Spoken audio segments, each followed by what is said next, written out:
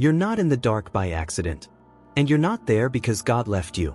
You're there because faith can't be built in the light. If God explained everything to you, you wouldn't need faith. If He showed you the outcome, you wouldn't need trust. The dark isn't punishment.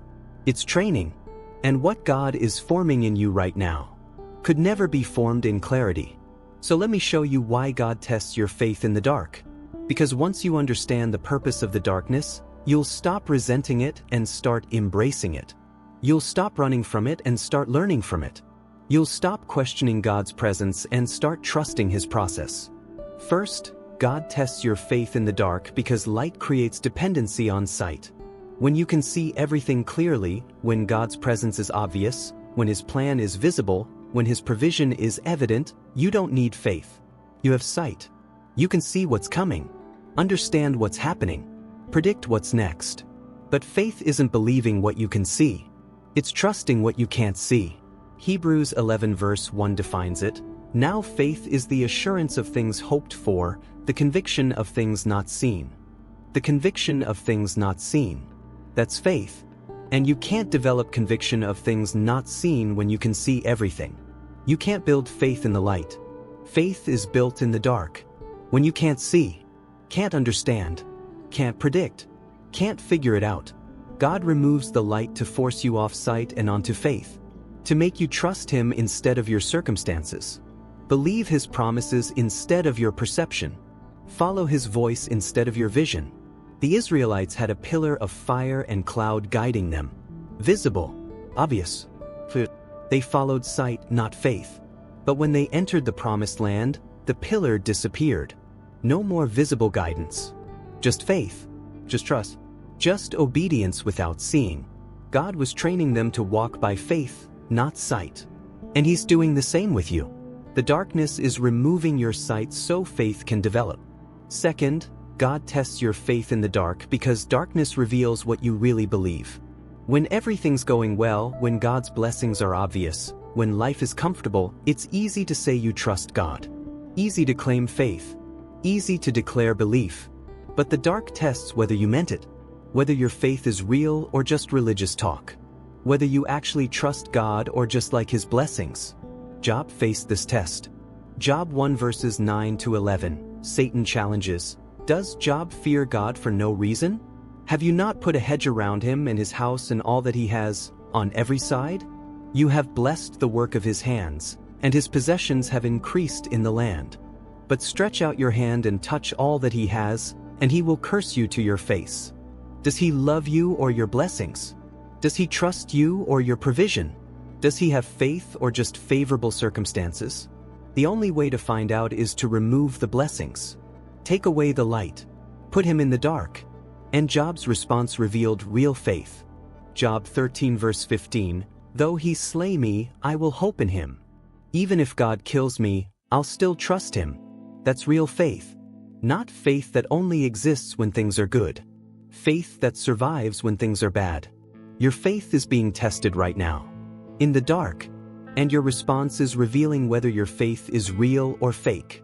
Whether you trust God or just His blessings. Whether you follow Him or just the comfort He provides.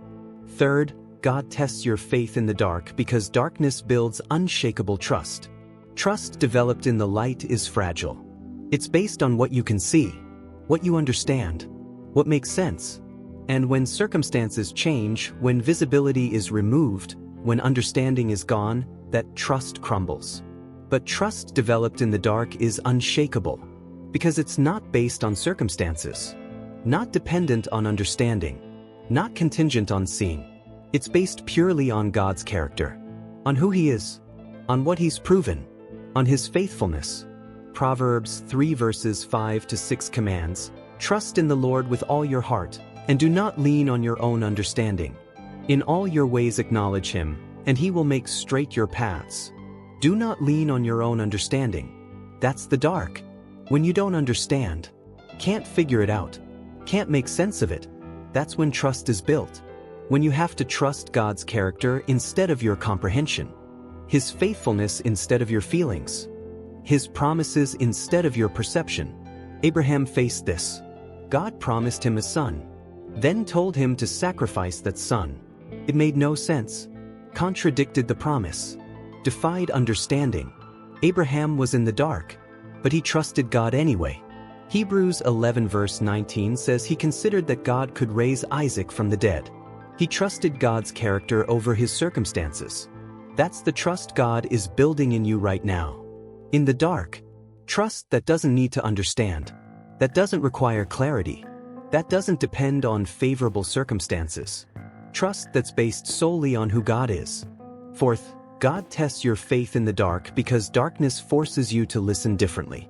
When you can see, you rely on your eyes, your observation, your assessment.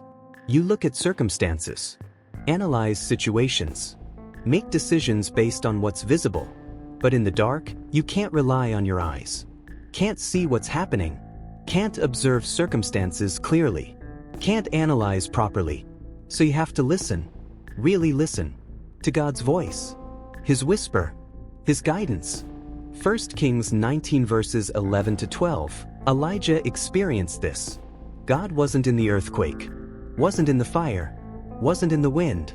He was in the still small voice, the whisper, the thing you can only hear when everything else is quiet, when the noise is removed, when you're forced to listen carefully. The darkness removes the noise, the distractions, the obvious signs, and forces you to develop the ability to hear God's voice, to recognize His whisper, to follow His subtle guidance, to be sensitive to His Spirit. You're learning to hear God in new ways right now, ways you couldn't learn in the light, ways that require the darkness, ways that will serve you for the rest of your life.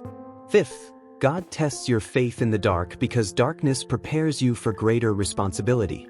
What God has planned for you next is bigger than where you are now, requires more faith, more trust, more character, more maturity, and the darkness is developing those things in you.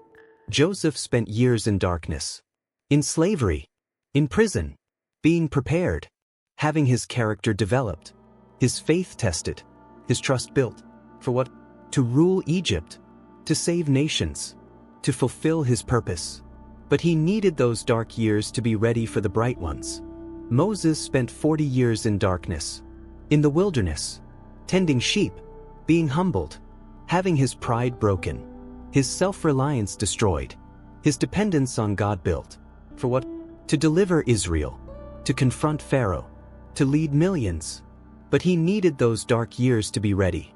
Your darkness is preparation for what's coming, for what God has planned, for the responsibility He's about to give you.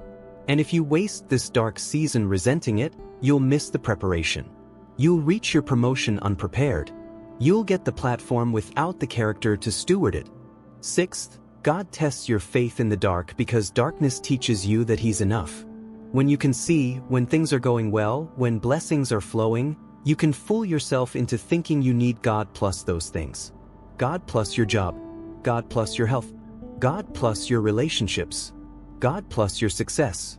But the darkness removes everything else, strips away all the extras, takes away all the additions, until it's just you and God. And you discover something profound. He's enough. Not God plus something, just God.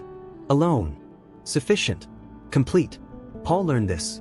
2 Corinthians 12 verse 9, God told him, "My grace is sufficient for you, for my power is made perfect in weakness." My grace is sufficient. Not my grace plus your strength. Not my grace plus favorable circumstances. Not my grace plus everything working out. Just my grace. Alone. Sufficient. The darkness is teaching you that God is enough. That His presence is sufficient. That His grace is adequate. That you don't need God plus anything else. You just need God. Seventh, God tests your faith in the dark because darkness prevents premature promotion. You want to be promoted now. Want the breakthrough now. Want the visibility now. But God knows you're not ready. Your character isn't developed enough. Your faith isn't strong enough. Your motives aren't pure enough. So He keeps you in the dark. Not to punish you, to protect you from a promotion that would destroy you, a platform that would corrupt you, a blessing that would ruin you. Because premature promotion always leads to ultimate failure. David was anointed king as a teenager. But he didn't become king for years. He spent those years in darkness, running from Saul, living in caves, being tested, being developed, being prepared. If God had made him king immediately, he would have failed. The darkness prepared him for the throne. Your darkness is protecting you from premature promotion. God sees what you can't see, knows what you don't know, understands that you need more time, more development, more preparation, and he loves you too much to give you something you're not ready for. Eighth, God tests your faith in the dark because darkness reveals your true motives. Why are you serving God? Why are you being obedient? Why are you following him? For blessings? For comfort? For success? Or because you genuinely love him? The darkness answers that question. When the blessings stop, when the comfort disappears, when success seems far away, will you still serve? Still obey? Still follow? Your answer reveals your motive. Job's wife told him to curse God and die. Job 2 verse 9. But because when the blessings were gone, she saw no point in serving God anymore. Her motive was the blessings, not God.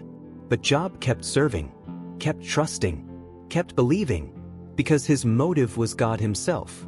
God is testing your motives right now. In the dark, when there's no visible benefit to following him, no obvious blessing to obeying him, no clear reward to serving him, will you still do it?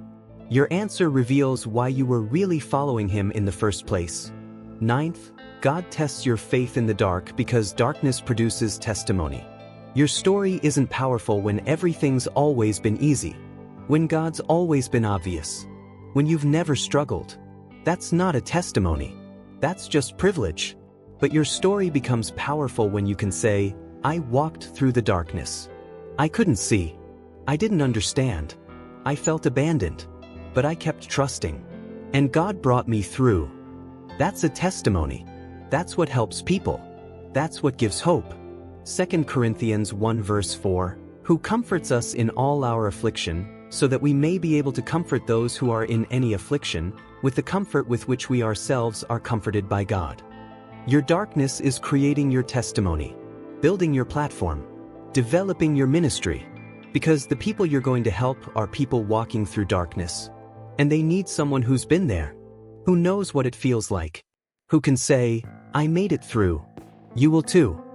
Don't waste your darkness. It's writing your story, creating your message, building your testimony, for people you haven't even met yet who desperately need to hear it. 10th, God tests your faith in the dark because darkness proves you're his. Not everyone can handle the dark. Not everyone has the faith to walk through it. Not everyone has the trust to endure it. The dark separates true followers from fair-weather believers. John 6 verse 66 records that many disciples turned back and no longer followed Jesus. Because his teaching was hard. Following him was difficult. The blessings weren't flowing. So they quit. They were following for the benefits, not for him. But the 12 stayed. Not because it made sense. Not because it was easy. Not because they understood. They stayed because they were his. Really his. And real followers don't quit in the dark. Your dark season is proving you're his. That your faith is genuine. That your commitment is real. That you're not a fair-weather follower. You're the real deal. And God is honored by your faithfulness in the dark. So if you're in the dark right now, if you're being tested, if faith is hard and trust is difficult and you can't see what God is doing, understand this. He's still there. He hasn't left. He hasn't forgotten. He's testing your faith, developing your trust, building your character, preparing you for what's coming, teaching you he's enough, protecting you from premature promotion, revealing your motives, creating your testimony, proving you're his. The dark isn't punishment. It's preparation. The test isn't rejection. It's refinement. The silence isn't absence. It's intentional training. Don't run from it. Don't resent it. Don't waste it. Trust the process. Stay faithful. Keep believing. Because on the other side of this dark test is a faith that can't be shaken. A trust that can't be broken. A testimony that can't be denied. God tests your faith in the dark for a reason. And that reason is always good. Always purposeful. Always worth it. Trust him. Even when you can't see him. especially when you can't see Him. That's when faith becomes real.